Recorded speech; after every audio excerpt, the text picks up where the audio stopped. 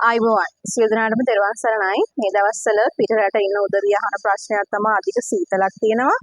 ඒ නිසා ඒගොල්ලොන්ගේ තොල්පටවල් පැලෙනවා, හැම පැලෙනවා.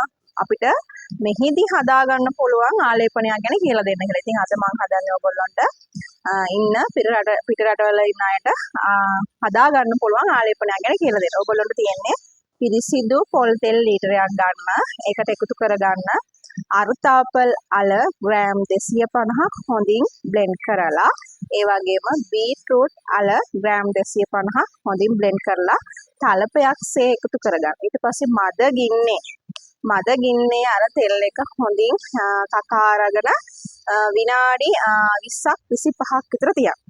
අර අලවලයි බීට්‍රූට් වලයි තියෙන ගුණය තෙල් වලට අහනකම් මද ගින්නේ තියාගන්න. ඊට පස්සේ තෙල් එක හොඳට නිවුණාට පස්සේ හොඳ භාජනයකට පෙරාගෙන සෑම දිනම රාත්‍රියට තොල්පටවල් වල හැමේ පිපුරු ඇති තැන් වල හොඳින් ආලේපනය කරන්න.